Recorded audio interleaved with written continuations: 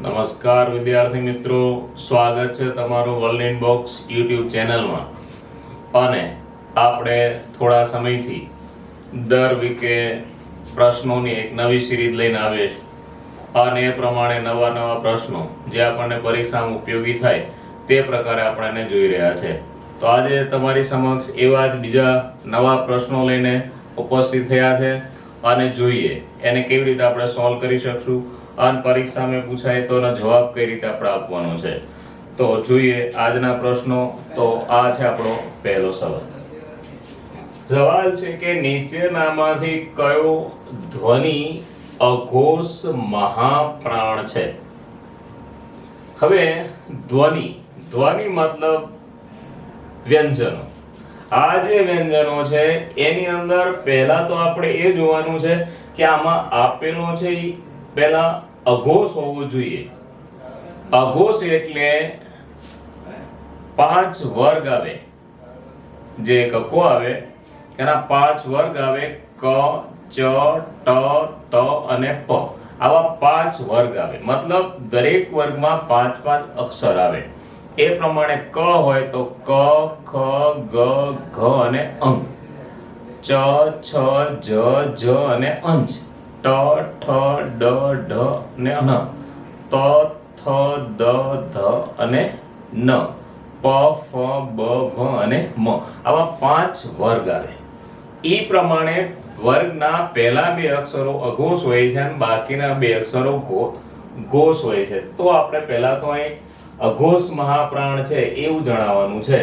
તો ક, ખ પહેલો અક્ષર આવે, તો આમાં ક, ખ એટલે ઈ 2 અક્ષર નથી। પછી ચ, છ તો એ 6 છે અને આ 6 એ અઘોષ છે।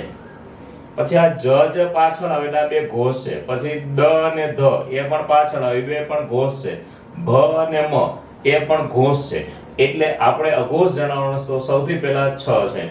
તો અહીં 6 એ અઘોષ છે। હવે મહાપ્રાણ છે કે કેમ એ આપણે જોવું છે। તો મહાપ્રાણને જાણવા માટે મિત્રો જેને બોલવા માટે વચ્ચે હ બોલવો પડે છે, એટલે કે જેને બોલવા માટે વધુ હવા જોઈએ એને મહાપ્રાણ કહેવાય। તો આને આપણે મહાપ્રાણ છે એવું જાણવું હોય તો કેવી રીતે? તો કે તમે ચ બોલશો તો ગળામાંથી બોલાશે, પણ તમારે છ બોલવું હોય તો તમારે વચ્ચે હ બોલવાનું, છ એમ હ બોલવું પડે છે, એટલે આ મહાપ્રાણ થશે। અને આપણને એમય ખબર ન પડે તો મેં કહ્યું પહેલા આપણે અઘોષ ગોતવાનો છે અને અઘોષ છે ખાલી 6, બાકીના 3 ઘોષ છે।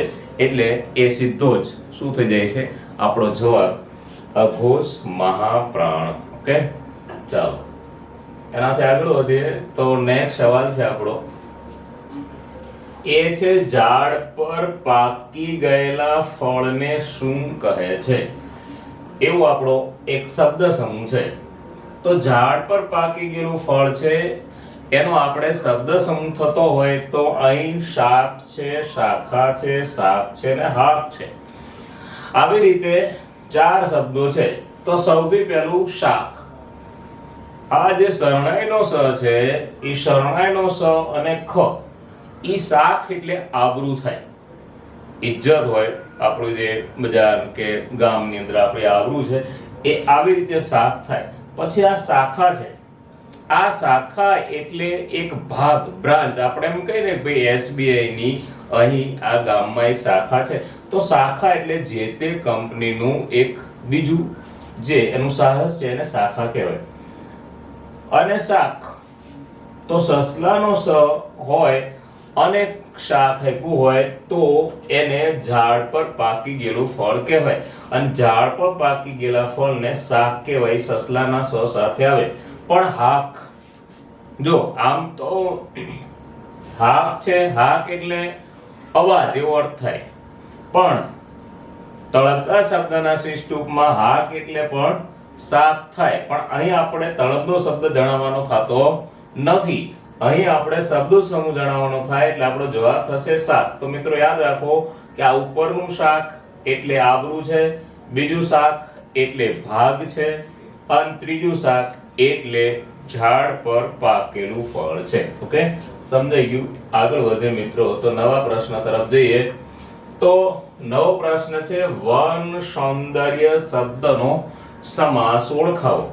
તો આપણે વન સૌંદર્ય શબ્દનો સમાસ ઓળખાવવાનો છે. તો અહીં આપણી પાસે 4 ઓપ્શન છે: મધ્યમ પદ લોપી, કર્મધારય, તત્પુરુષ અને ઉપપદ. તો સૌથી પહેલા આપ્યું છે મધ્યમ પદ લોપી, પણ આની અંદર વચ્ચેનું પદ તો છે જ નહીં. આને આપણે છૂટું પાડીએ તો એક બાજુ વન છે, એક બાજુ સૌંદર્ય છે, પણ અહીં દ્વંદ્વ નથી એટલે વન અને સૌંદર્ય થાય નહીં. પણ સુંદરતા છે, પણ કોની છે? તો કે વનની. તો વનની સુંદરતા, તો વનની, તો નો ની નું ના એવા વિભક્તિના પ્રત્યય આવે તો જવાબ શું થાય? તત્પુરુષ થાય. એટલે મધ્યમ પદમાં વચ્ચેનું પદ નથી એટલે નહીં થાય. કર્મધારય હોય તો પહેલો શબ્દ વિશેષણ હોય, પણ અહીં સૌંદર્ય પાછળ છે એટલે વનનું સૌંદર્ય એવું એનું વિશેષણ પણ ન થાય. અને ઉપપદ હોય તો પાછળ ક્રિયા હોય, આમાં કોઈ ક્રિયા પણ નથી એટલે ખાલી થયું વનનું સૌંદર્ય. અને વનનું સૌંદર્ય એટલે તત્પુરુષ સમાસ થશે, કારણ કે વિભક્તિના પ્રત્યયથી છૂટું પડ્યું છે. ઓકે મિત્રો, એનાથી આગળ વધીએ. ફરી પાછો આપણે એક સમાસ ઓળખાવવાનો છે, કારણ કે આપણને સમાસ ઓળખવામાં સમસ્યા હોય છે.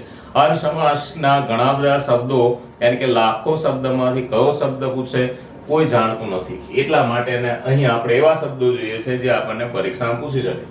આ એ છે અમરવેલ. અને અમરવેલનો સમાસ ઓળખાવો. તો અમરવેલ, અહીં વેલ તો છે જ તે, પણ આગળ અમર છે. અને આ અમર છે તો વેલ ઘણી બધી હોય. વૃક્ષોની પણ, વૃક્ષો પર ચડેલી વેલ હોય તો એને પણ વેલ કહેવાય. એ સિવાય બીજી જાત જાતના જે ફળાદી હોય એના પણ વેલા હોય તો એ ફળનું વેલો પણ ગણાય. પણ આ તો કેવો વેલો છે? તો કે અમર વેલો છે. એટલે આ વેલ એટલે વેલો ઉપર જે ઝાડ ઉપર ચડે, અને એની આગળ અમર શબ્દ છે. અમર એ એની વિશેષતા છે. એટલા માટે પહેલો શબ્દ વિશેષણ બનતો હોય તો મિત્રો શું થાય? કર્મધારય થાય. અહીં અમરની વેલ નો થાય, કારણ કે અમર કોઈ ઠોસ વસ્તુ નથી, એક વિશેષણ છે. જે ઠોસ નો હોય એ વિશેષણ આપણે એવું ન કહી શકીએ કે આ પેન છે એને અમર કહેવાય, એવું ન કહી શકાય. એટલે એ વેલનું વિશેષણ છે, માટે કર્મધારય બનશે. ઉપપદ હોય તો પાછળ નારા, જે આવતું નથી. મધ્યમ પદ, વચ્ચેનો પદ તો છે જ નહીં. અને અમરની વેલ એવું થશે નહીં, કારણ કે તત્પુરુષમાં પહેલું હોય તો બીજું હોય. અમર છે એટલે વેલ ગણાતું નથી, માટે તે કર્મધારય બનશે. ઓકે મિત્રો, આગળ વધીએ તો આપણો 5મો સવાલ છે: કોઈને પહોંચાડવા માટે સોંપાયેલી વસ્તુ. અને એનો આપણે શબ્દ સમૂહ જણાવવાનો છે. કોઈકને પહોંચાડવા એટલે આપણે કોઈકને આપી છે કે ભાઈ તમે આ વસ્તુ પહેલાને સોંપી દેજો, એવું જે છે એને આપણે શબ્દ સમૂહ કહીશું. તો પહેલું છે અમાનત. જો અમાનત કોને કહેવાય મિત્રો? અમાનત એને કહેવાય જે બીજાએ આપણને સાચવવા આપેલી વસ્તુ હોય ને તો એને અમાનત કહેવાય. અહીં સાચવવા નથી આપેલી, અહીં પહોંચાડવા આપેલી છે એટલે અમાનત નહીં થાય. પછી અનામત. અનામત એટલે બાકી રાખ્યો અર્થ થાય. અને અહીં કોઈ વસ્તુ બાકી નથી રહેતી, કારણ કે આ તો પહોંચાડવાની છે એટલે અનામત પણ થશે નહીં. રિઝર્વ મતલબ બાકી રાખેલી હોય, ઈ જે બાકી રાખેલું હોય એને અનામત કહેવાય. પણ અહીં કઈ બાકી રાખવામાં આવતું નથી. ભેટ. તો ભેટ આપણે કોઈકને પહોંચાડવાની ન હોય, ભેટ આપણે સીધી આપવાની જ હોય. હાથોહાથ જેને આપણે દઈએ છીએ એ ભેટ છે, એટલે અહીં એ ભેટ પણ નહીં થાય. પણ સંપેતરું. સંપેતરું એટલે બીજાની વસ્તુ ત્રીજા સુધી પહોંચાડવા માટે આપણને સોંપાયેલું છે એવું એને સંપેતરું કહેવાય. એટલે કે પહોંચાડવા માટે આપેલી વસ્તુ, તો એ છે સંપેતરું. એટલે આપણો જવાબ હશે મિત્રો સંપેતરું. ઓકે, ચાલો આગળ વધીએ. તો નેક્સ્ટ પ્રશ્ન છે આપણો, એ છે ફરી શબ્દ સમૂહ છે. ઘરની બાજુની દિવાલ. આ મકાન હોય ગામડા ગામનું, તો મિત્રો ગામડા ગામના મકાનની અંદર બે બાજુની દિવાલ આવે, એક પાછળની દિવાલ આવે. આ મકાનને 3 દિવાલ આવે. અને આપણે જાણીએ છીએ કે આગળની પરીક્ષામાં એક મોબ શબ્દ પૂછ્યો હતો. તો એ મકાન હોય એની 2 દિવાલો હોય, આગળની દિવાલ નો હોય, 2 બાજુની અને એક પાછળની હોય. તો એની વચ્ચે ટેકો આપવા માટે એક લાકડું હોય, એને મોબ કહેવાય. હવે અહીં આપણે દીવાલ જોવાની છે, તો ઘરની બાજુની જે દીવાલ છે ને સજુનો કહેવાય. સજુ શું કોને કહેવાય? તો ઉપરનું જે છાપરું હોય એને મકાનનું એને સજુ કહેવાય. પણ ઈ સજુ એટલે પાકી દીવાલ નહીં. કોઈ મકાન ઉપર આપણે છત ભરેલી છે સિમેન્ટ કોન્ક્રીટ થી, તો એને સજુ નો કહેવાય. પણ ઘાસ પાંદડા કે નળિયાથી બનાવેલો જે ઢાળ હોય એને સજુ કહેવાય. જવાબ હશે કરો. તો મકાનની બાજુની દીવાલ હોય મિત્રો એને કરો કહેવાય. પછી જ નો કહેવાય. પછી છે ને એ પાછળની દીવાલ છે. પછી તે પાછળની દીવાલ છે. મકાનની પાછળની દીવાલ હોય તો એને પછી અથવા ભીંત કહેવાય. પણ મકાનની બાજુની દીવાલને કરો કહેવાય. એટલે આપણો જવાબ નંબર આવશે ડી. પણ કરૈયું, આ કરૈયું એ દીવાલ સાથે સંબંધ ધરાવતું નથી. પણ કરૈયું છે એ જે કરો હોય એની ઈ જે કરો હોય એટલે કે આ પાછળની બાજુની દીવાલ છે એને વરસાદ વખતે એ વરસાદ જ્યારે આવતો એની દીવાલ ઉપર કાચી દીવાલ હોય તો એના પર વરસાદ પડે તો એ દીવાલ ધોવાઈ જાય. અને દીવાલ નો ધોવાય એટલે ઘાસ પાંદડાથી એને ઢાંકી દેવામાં આવે, એને કરૈયું કહેવાય. પણ અહીં કરૈયું નથી. આપણે તો દીવાલની વાત છે અને દીવાલ છે એ છે કરો. ઓકે, ચાલો આગળ વધીએ મિત્રો. તો 7મો પ્રશ્ન છે અને એ પણ આપણે શબ્દ સમૂહ છે કે પહાડમાંની પોલી જગ્યા. પહાડ એટલે મોટો જે પર્વત છે, ઈ પર્વતની અંદર પોલી જગ્યા હોય અને પર્વતની અંદર જે પોલી જગ્યા હોય એને શું કહેવાય? તો કઈ જવાબ છે કુહર. પહેલો સવાલ જવાબ છે કુહર. આ કુહર નો બીજો અર્થ થાય ગુફા.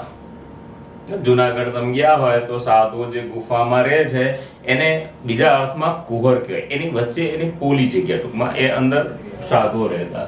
તો કુહરનો અર્થ થાય ગુફા. પણ ખીણ, ખીણ પહાડની અંદર નો હોય. પણ ખીણ ક્યાં હોય? તો કે જમીનની અંદર ગાળેલો ખાડો. જમીનની અંદર ઊંડો ગાળેલો ખાડો હોય એને ખીણ કહેવાય. પણ આ તો પહાડની વચ્ચેની પોલી જગ્યા છે. બોગદું, બોગદું કોને કહેવાય? તો કે બોગદું એને કહેવાય કે મકાન હોય અને મકાનની દિવાલમાં જે બાકોરું પાડેલું હોય મકાનની દિવાલનું બાકોરાને બોગદું કહેવાય. એટલે એ પણ નો આવે. અને પાપ પુણ્યની બારી, તો ઘણી બધી જગ્યાએ ઘણા બધા મંદિરમાં તમે જાઓ તો એની અંદર એવું એક કોઈ માનો કે ગાય છે તો ગાયના પગ નીચે આકાર કરેલો હોય, અથવા તો ગાયનું મોઢું બનાવ્યું હોય એની અંદર એક આકાર બનાવેલો હોય, અથવા કોઈ ઝાડ હોય તો ઝાડને કોતરીને એક બખોલ બનાવી હોય અને એની સોસરું નીકળવાનું હોય, જેની અંદર એવું કહેવાય કે પાપ કરેલું હોય તો સોરો નીકળી શકતો નથી. તો એવું પણ અહીં કોઈ ટૂચકો કરેલો નથી. એટલે અહીં તો પહાડની જગ્યા એટલે કુહર થાય, ખીણ એટલે જમીનમાં ગાળેલો ખાડો થાય, બોગદું એટલે દિવાલમાં કરેલું બાકોરું થાય, અને પાપ પુણ્યની જગ્યા એટલે કે ગાય જેવો આકાર કરી સોસરા નીકળવાની જે રીત છે એને પાપ પુણ્યની બારી કહેવાય. એટલે જવાબ નંબર આપણો આવશે મિત્ર એ કુહર. એનાથી આગળ વધીએ તો અહીં લખ્યું છે કે શિખર શબ્દનો આપણે સમાનાર્થી જણાવવાનો છે. જો આ શિખર છે, શિખર, શિખર નહીં. શિખર હોય ને તો કોઈ પણ પહાડ છે, પર્વત છે, એ ટોચ છે, એ ટોચને શિખર કહેવાય. પણ આ શિખર છે એટલે ટોચને શિખર કહેવાય. એટલે આ ટોચ જવાબ નહીં આવે. અને શિખર અહીંયા આપણને તળપદા શબ્દનું શિષ્ટ રૂપ નથી પૂછેલું, એટલે અહીં સમાનાર્થી પૂછો. એટલે શિખરનો સમાનાર્થી શિખર નો થાય, શિખરનો સમાનાર્થી ટોચ થાય. અને છાંટ, તો શિખર એટલે છાંટ થાય કે જ્યારે ચોમાસું હોય અને એ દરમિયાન વરસાદ પડતો હોય, આપણે એક જગ્યાએ બેઠા છીએ, માની લો કે એક વૃક્ષ નીચે બેસી ગયા છે કે વરસાદથી બચવા, પણ એના જે નીચે ધોધ પડતો હોય એમાંથી જે છાંટા ઉડે ને એને શિખર કહેવાય. અથવા કે એક નળ ચાલુ હોય ને આપણે બેઠા હોય ને આપણને એના છાંટા ઉડે તો એને શિખર કહેવાય. અથવા આપણે બેઠા હોય ને કોઈ સ્ત્રી કપડાં ધોવા બેઠી હોય પછી એ ધોકા મારે એમાંથી જે છાંટા ઉડે એને શિખર કહેવાય, ગંદકી નો કહેવાય. એટલે જવાબ નંબર આવશે મિત્રો આપણો સી, છાંટ. ઓકે, છાંટ એટલે પાણીનો છાંટો. ઓકે, આગળ વધીએ તો નેક્સ્ટ પ્રશ્ન છે છાપરું. અને છાપરું નો સમાનાર્થી જણાવો. તો અહીં પહેલા તો છાપરું એટલે માથાના વાળ હોય ને અમુક ને લાંબા લાંબા અને એની આમ છત પાડી આગળ ઢળતા રેખા હોય તો એને ઝટિયા કહેવાય. પણ અહીં છાપરું એટલે ઝટિયા નો થાય. ઝટિયા મતલબ લાંબા થઈ ગયેલા વધી ગયેલા વાળ છે. અને બીજું માથાના વાળ, તો માથાના વાળને પણ છાપરું નો કહેવાય, ખોરડું. જો છાપરું એટલે કાચું મકાન, અને જે કાચું મકાન છે એને દેશી ભાષામાં ખોરડું કહેવાય. એટલે કે દિવાલો માટીની હોય, ઉપર જે સજુ બનાવેલું હોય એ ઘાસ પાંદડાનું હોય તો એને ખોરડું કહેવાય. એટલે છાપરાનો સમાનાર્થ છે ખોરડું. છત નહીં થાય. છત એ સજુ છે પણ છત એ છાપરું નથી. છાપરું આપણે કહીએ એટલે છાપરું એટલે આ મકાનના અર્થમાં છે, પણ દેશી સાદું કાચું મકાન એ છાપરું કહેવાય અથવા ખોરડું કહેવાય. છત નો કહેવાય. જવાબ નંબર આવશે આપણો સી, ખોરડું. ઓકે, આગળ વધીએ. તો અડવું. અડવું શબ્દનું આપણે શિષ્ટરૂપ જણાવવાનું છે. તો અડવું એટલે કેવું? તો કે શોભા રહિત. અડવું એટલે જાણે કોઈ આભૂષણો ધારણ ન કર્યા હોય. તો આભૂષણો છે એટલે કે ઘરેણા છે. એ ઘરેણા આપણા શરીરની શોભા વધારે છે, પણ અમુક વ્યક્તિને કોઈ જ આભૂષણો ધારણ ન કર્યા હોય તો એને શોભા રહિત કહેવાય. એટલે કે મંદિરમાં એક મૂર્તિ છે અને મૂર્તિને આપણે શણગાર સજાવ્યા છે તો તેને શૃંગાર કહેવાય, પણ એ શૃંગાર ઉતારી લ્યો એટલે મૂર્તિ કેવી ગણાય? તો કે અડવી ગણાય. મતલબ શોભા રહિત એટલે અડવું થાય. અડવું એટલે દૂરનું ન થાય, અડવું એટલે નિષ્ફળ પણ ન થાય, ને અડવું એટલે ઉદાસ પણ નહીં, પણ અડવું એટલે જેની અંદર સુંદરતા નથી અથવા તો જેણે આભૂષણો ધારણ નથી કર્યા એને અડવું કહેવાય. ઓકે, આગળ વધે મિત્રો. તો 11મો પ્રશ્ન છે સલવટ. અને આપણે સલવટ શબ્દનું શિષ્ટરૂપ જણાવવાનું છે. તો સલવટ એટલે કરચલી થાય. શિષ્ટરૂપ આ સલવટ એ જૂનો દેશી ભાષાનો શબ્દ છે કે તમે ભગવાન બુદ્ધની કે મહાવીરની મૂર્તિ જોઈ હોય તો આમ તો ભગવાન બુદ્ધ અને મહાવીર બે, પણ બુદ્ધની મૂર્તિ જોઈ હોય તેમાં એક વસ્ત્ર ઓઢેલું હોય, ઉપવસ્ત્ર જેને આપણે કહીએ, ખેસ ઓઢેલો હોય. અને એ જે ખેસ ઓઢેલો હોય ને એની અંદર જે કરચલીઓ હોય ને મિત્રો એને સલવટ કહેવાય. એ કપડાની અંદર જે કરચલી પડે છે, મતલબ આમ ગોળ ગોળ ગોળ ગોળ જે કરચલીઓ હોય, જેમ કે આપણે બારીમાં પડદા ટીંગાડ્યા હોય એ પડદામાં જે કરચલીઓ હોય એને સલવટ કહેવાય. મતલબ એ માપમાં પડેલી સલવટ કરચલી. એને સલવટ એટલે તિરાડ નો કહેવાય. તિરાડ દિવાલમાં પડેલી હોય. સળવળાટ તો કોઈ વસ્તુ આપણને ખૂંચતી હોય અને એ જીવિત હોય તો હલે તો એને સળવળાટ કહેવાય. તો એ સળવળાટ પણ ન ચાલે. અને સળસળાટ, સળસળાટ એટલે હવા જે ચાલે છે અને હવાને ચાલવાથી જે અવાજ આવે એને સળસળાટ કહેવાય. તો અહીં હવા પણ નથી ચાલતી, અહીં કોઈ વસ્તુ હલતી પણ નથી, સળવટ નથી, આ દિવાલની અંદર તિરાડ પણ નથી, પણ વસ્ત્રમાં પડેલી કરચલીઓ એને સલવટ કહેવાય. મતલબ એ રીતે વાળેલું વસ્ત્ર. ઓકે, ચાલો જવાબ નંબર આવશે એ, સલવટ. એનાથી આગળ વધીએ મિત્રો. તો અહીં લખ્યું છે કે ગણગણાટ શબ્દમાં શેનો અનુભવ થાય છે? તો ગણગણાટ છે એ માખો ગણગણાટ કરી શકે, મચ્છરો ગણગણાટ કરી શકે. આમ તો માખોનો બણબણાટ કહેવાય, મચ્છરોનો ગણગણાટ કહેવાય. કે એક મચ્છર ઉડતું ઉડતું આવે ને આપણા કાન આગળ આવીને ગણ ગણ ગણ ગણ કરતું જતું રહે તો એનાથી આપણને શું થાય? શેનો અનુભવ થાય? તો કે ગણગણાટ થી આપણને સ્પર્શ ન થાય. ઈ જે અવાજ આવ્યો એ અવાજથી આપણને સ્પર્શ નથી થયો. ઈ અવાજમાંથી આપણને કઈ ખાટો મોળો ગળો એવો સ્વાદ નથી આવ્યો. એમાંથી બળબળાટ એટલે કે એની અંદરથી આપણને કોઈ પણ જાતની અરુચિ પેદા નથી થઈ, કારણ કે એ બળબળાટ એટલે હૃદયમાંથી નીકળેલો ગુસ્સો. તો એવો કઈ ગુસ્સો પણ નથી આવતો એમાં. તો શું છે? શ્રવણ છે. તો કે એને સાંભળી શકાય છે. અને સાંભળી શકાતું હોય મતલબ કોઈ શબ્દ આપણે બોલીએ કે ભાઈ ગણગણાટ થઈ રહ્યો છે તો એ ગણગણાટ આપણે સાંભળી શકીએ છીએ એટલે એને શું કહેવાય? શ્રવણ કહેવાય. એટલે આ રવાનુંકારી શબ્દ છે મિત્રો. રવાનુકારી શબ્દને આપણે સાંભળી શકીએ છીએ એટલે શ્રવણ છે, એટલે એ આપણો રવાનુકારી શબ્દમાં એમાં આપણને અનુભવ ખાલી સાંભળવાનો થાય છે. ઓકે, આગળ વધીએ મિત્રો. તો નીચેનામાંથી ખોટી જોડણીનું જોડકું જણાવવાનું છે. ખોટી, સાચી નહીં પણ ખોટી જોડણી જણાવવાની છે. તો અહીંયા યાદગીરી, અહીંનું જે ગીરી છે એટલે વર્તન થાય, યાદરૂપી વર્તન, કે જે વર્તન આપણને યાદ રહી જાય ને યાદગીરી કહેવાય. એટલે આ ગીરી વર્તનના સ્વરૂપમાં સાચું છે. ગિરિરાજ, આ ગીરી એટલે પર્વત થાય, બે અશ્વઈ હોય તો પર્વત થાય, અને પર્વતોનો રાજા એટલે કે હિમાલય, ગિરિરાજ, તો એ ગીરી પણ યોગ્ય છે. રવાનગી, તો રવાનગી છે એમાં જોડણીના નિયમ પ્રમાણે છેલ્લા અક્ષરની ઈ દીર્ઘ આવે, એટલે અહીંયા ઈ દીર્ઘ છે એ બરોબર છે. અહીં પણ છેલ્લા અક્ષરની ઈ દીર્ઘ આવે એટલે આ જવાબ પણ બરોબર છે.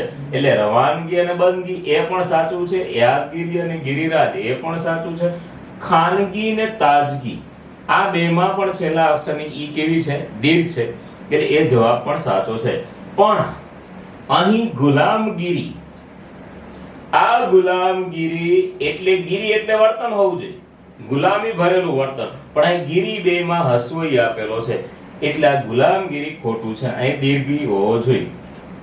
અને જહાંગીરી, જહાંગીરી નો હોય પણ જહાંગીર હોય, એટલે અહીં આ ઈ આપેલો છે એ પણ ખોટો છે, એટલે જવાબ નંબર ડી આવશે જે ખોટી છે, બાકી બધી સાચી છે. ઓકે, આ રીતે જોડણી થઈ. એનાથી આગળ વધી મિત્રો. તો અહીં આપણી પાસે સંધિ છે અન પ્લસ ઇષ્ટ, અન પ્લસ ઇષ્ટ. હવે ન છે મિત્રો, આ ન એ અનુસ્વાર છે, અને કોઈ પણ અનુસ્વાર પ્લસ સ્વર આવે તો એ સ્વર અનુસ્વારમાં ભળી જાય.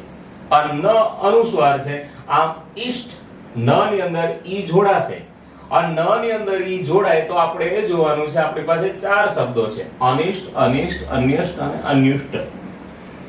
તો ખાલી ઈ જોડવાનું છે, એટલે આ બે માં તો ઈ જોડાયેલો નથી, એટલે આનો કઈ અર્થ થવાનો નથી. હવે આ બે ની અંદર ઈ જોડવાનો છે, તો અહીં આપેલો ઈ છે એ હસ્વ છે, એટલે જેમાં હસ્વ ઈ હોય એનો જવાબ, તો જવાબ નંબર એ આવશે. સીધી વાત છે, અહીં એ આવશે, કારણ કે અહીં દીર્ઘ ઈ છે, અને એટલે દીર્ઘ ઈ નહીં આવે, કારણ કે આપણો ઈ પણ કેવો છે? હસ્વ છે, એટલે આપણો જવાબ હસ્વ વાળો જોવો પડે, એટલે જવાબ નંબર એ થશે. ઓકે, ચાલો મિત્રો આગળ વધીએ. તો અહીં લખ્યું છે વાક્ય કે મોઢું ચડી ગયું, એમાં ચડી એ રેખાંકી શબ્દનો અર્થ જણાવો. જો ચડી શબ્દ છે એ ચડી શબ્દ દરેક જગ્યાએ સરખો અર્થ ન કરે. તમે એમ કહો કે હું ઝાડ ઉપર ચડી, તો ઝાડ ઉપર ચડવું છે એ ચડીનો અર્થ ચડવામાં એટલે કે ઉપર જવામાં આવે છે. અથવા તો મને રીસ ચડી, તો રીસ ચડી એમાં ગુસ્સાનો ભાવ છે, એમાં ચડી અર્થ ગુસ્સો થાય. એમ અહીં એવું લખ્યું છે કે મોઢું ચડી ગયું, તો મોઢું ક્યારે ચડી જાય? તો કે આપણને કોઈ વાતનું દુઃખ થાય, મતલબ ખોટું લાગે. તો અહીં મોઢું ચડી જવું એ ચડી એ ઝાડ ઉપર કે મકાન ઉપર ચડવાના અર્થમાં નથી, પણ અહીં ચડવું એટલે ખોટું લાગવું, એટલે આપણો જવાબ થશે ખોટું લાગવું. આવી રીતે થાય, ચડી ગયું. અકસ્માત થવો નહીં, મોઢું ચડી ગયું. કોઈ વાહન ઉપર વાહન ચડી જાય, કોઈ માણસ ઉપર વાહન ચડી જાય તો અકસ્માત થાય. અહીંયા એ ચડવાના અર્થમાં નથી. દુખાવો થવો, તો અહીં આપણને કોઈ વસ્તુનું દુઃખ થયું હોય તો પણ આપણને દુખાવો થાય, તો અહીં એ અર્થમાં પણ ચડી નથી. અને ગુસ્સે થવું, તો ખીજ ચડવી, તો ગુસ્સે જવું, પણ અહીં ખીજ પણ નથી ચડતી, અહીં મોઢું ચડી ગયું છે, અને મોઢું એટલે કે દુઃખ થયું છે, એટલે જવાબ આવશે ખોટું લાગવું. એટલે ચડીનો અર્થ થશે ખોટું લાગવું. જો મિત્રો આવી રીતે આપણને એક જ શબ્દના ઘણા બધા અર્થ થતા હોય એવા શબ્દો પણ પૂછે, અને ઈ શબ્દનો અર્થ આપણે શેના આધારે જોવાનો? તો કે વાક્યને આધારે જોવાનું. કે મોઢું ચડી ગયું છે, જો એમ લખ્યું હોત કે તે છાપરા ઉપર ચડી, તો ઉપર જવાના અર્થમાં હતું. પણ અહીં મોઢું ચડી ગયું. એટલે યાદ રાખો કે આવો કોઈ શબ્દ તમને પૂછે કે જેનો અર્થ શું થાય તો તમારે વાક્ય જોવાનું છે અને વાક્યના અર્થ પ્રમાણે આપણે શબ્દનો અર્થ કરવાનો છે. ઓકે, ચાલો આગળ વધીએ મિત્રો. તો અહીં ફરી પાછું એવું જ વાક્ય છે કે તારા વિના મારે ચાલશે. શબ્દનો અર્થ જણાવો. હવે ચાલશે એટલે ચાલવું, મતલબ આગળ વધવું એવો અર્થ થાય. પણ અહીં એવો અર્થ નથી. અહીં એવું છે કે તારા વિના મારે ચાલશે, મતલબ કે મારે તારી કોઈ જરૂર નથી. તારા વિના પણ મારું કામ નભશે. તો એ નભવું, નભવું મતલબ ચાલવું, મારું કામ ચાલશે. અહીં ચાલવું, તારા વિના મારે ચાલશું એ અર્થમાં નથી કે તું નહીં હોય તો હું ચાલીશ એવો અર્થ નથી થતો. ગતિમાં રહેવું, તારા વિના મારે ચાલવું એટલે હું ગતિમાં ચાલુ જશે એવો અર્થ નથી થતો. અને ચાલશે એટલે કે સુખી થશે એવો અર્થ નથી થતો. પણ ચાલશે એટલે તારા વિના મારે ચાલે છે, મતલબ તારી મારે કોઈ જરૂર નથી એમ માનીને મારું કામ તારા વિના પણ નભી રહ્યું છે, મતલબ ચાલી રહ્યું છે એવો એનો અર્થ થાય. એટલે જવાબ નંબર એ આવશે, નભવું. એનાથી આગળ વધીએ તો પ્રશ્ન નંબર 17 છે કે બુધવારે મહેમાન આવશે. આ રેખાંકિત શબ્દ છે બુધવાર, અને એની આપણે સંજ્ઞા ઓળખાવાની છે. તો મિત્રો તમે કોઈ શબ્દને બોલો છો તો તમારા મગજમાં સીધો જ અર્થ આવી જાય કે આની જ વાત થઈ છે. તો બુધવાર તો આપણને ખબર પડી જાય કે ભાઈ એક વારની વાત થઈ રહી છે. અઠવાડિયાના જે 7 વાર છે એમાંથી બુધવારની વાત થઈ. બુધવાર કે એટલે આપણા મગજમાં બીજો કોઈ વિચાર ન આવે કે બુધવાર એટલે કે ભગવાન બુધનો વાર ને એ બુધ ગ્રહનો વાર ને એવા વિચાર ન આવે. સીધો જ વિચાર શું આવે કે બુધવાર એટલે સપ્તાહનો એક દિવસ છે. અને જે શબ્દથી સીધો આપણને જવાબ આવડી જાય કે આની જ વાત થઈ રહી છે તો તે વ્યક્તિવાચક કહેવાય, કે પર્સનલ નામ છે. અને પર્સનલ નામ છે એને ઓળખી શકાય. જાતિ હોય તો એક ખાલી વાર લખ્યું હોત કે અઠવાડિયામાં 7 વાર આવે છે તો આપણે કયા વારની વાત કરીએ એવું સાબિત ન થાય તો જાતિવાચક આવે. અને ભાવ હોય તેને કોઈ આકાર હોતો નથી. પણ અહીં આકારની કોઈ વાત જ નથી. અહીં સમૂહ હોય તો એક જ જાતિના ઘણા બધા શબ્દો ભેગા થાય તો એને સમૂહ કહેવાય. પણ અહીં એવો કોઈ સમૂહ નથી, પણ પર્સનલ નામ છે એટલે આપણે એને વ્યક્તિવાચક સંજ્ઞા કહીશું. ઓકે, સમજાઈ ગયું મિત્રો? આગળ વધીએ તો આપણો 18મો સવાલ છે કે સારા માણસની દોસ્તી સૌને ગમે. એમાં દોસ્તી નીચે અંડરલાઈન છે અને આપણે દોસ્તીની સંજ્ઞા ઓળખાવાની છે. તો દોસ્તી છે એ આપણે એમ ન કઈ માની લો કે આ પેન છે તો આપણે જોઈ શકીએ કે આ પેન છે. પણ જેને કોઈ આકાર ન હોય, જેને આપણે જોઈ ન શકતા હોય, જેનો આપણે સ્પર્શ ન કરી શકતા હોય એવું જે નામ હોય એને ભાવ કહેવાય મિત્રો. આ પેન છે તો આને આપણે જોઈ શકીએ, આને સ્પર્શ કરી શકીએ, આનો એક આકાર છે. પરંતુ દોસ્તી એ કોઈ ઠોસ વસ્તુ નથી કે એને કોઈ આકાર નથી, એને કોઈ રંગ નથી, એને કોઈ રૂપ નથી. એટલે જેમાં રંગ રૂપ કે આકાર ન હોય મિત્રો એને ભાવ કહેવાય. એટલે આપણો જવાબ નંબર આવશે સી, ભાવવાચક સંજ્ઞા. ઓકે, આગળ વધીએ મિત્રો. તો નેક્સ્ટ સવાલ છે આપણો કે મને ગણિતનો દાખલો ન આવડ્યો અને નો વિભક્તિ આપણે જણાવવાની છે. તો તમે જાણો છો કે વિભક્તિના અલગ અલગ પ્રત્યયો છે અને જ્યાં નો, ની, નું, ના આવે ત્યાં આપણે એને સંબંધ વિભક્તિ કહીએ છીએ. કારણ કે દરેકના પાછળનો સંબંધ દર્શાવે એટલે જવાબ નંબર આવશે સંબંધ. કરતા હોય તો મને નીચે અંડરલાઈન હોત તો કરતા થાત, દાખલા નીચે હોત તો કર્મ થાત. પણ અહીં છૂટા પડવાનું તો આવતું જ નથી એટલે અપાદાન તો થતું જ નથી. એટલે આપણો જવાબ નંબર એ થશે સંબંધ. મિત્રો આજે આપણે ખાલી આટલા જ પ્રશ્નો જોવાના છે. બાકી જ્યારે નેક્સ્ટ મળીશું ત્યારે નવા પ્રશ્નો સાથે મળીએ. Thank you.